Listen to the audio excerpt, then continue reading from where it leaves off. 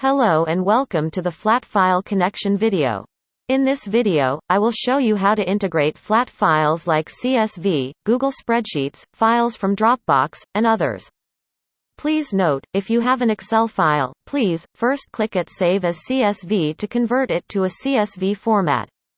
Since all flat file connectors work the same way, I will show you an example with Google Spreadsheets which I have opened here. On recommendation we make to our clients is that they set up their flat files so that they connect them to datapine via any cloud provider via a link, such as Dropbox. This way, any updates made to the file will upload automatically. And please note, manually uploaded files cannot be updated.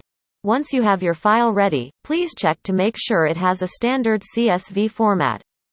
For example, check that it is tabular and not in a matrix layout, that time is in one column and not distributed in multiple columns, and that only the raw data is included, and that there are no rows at the bottom with the sum or similar calculations. We click Share via link. Then copy the generated link and go back to the tool. Now we only have to copy and paste the link, and click Upload File. In the next step, we see that the structure of the CSV file has been detected as well as all the field types. If required, you can rename or exclude particular columns.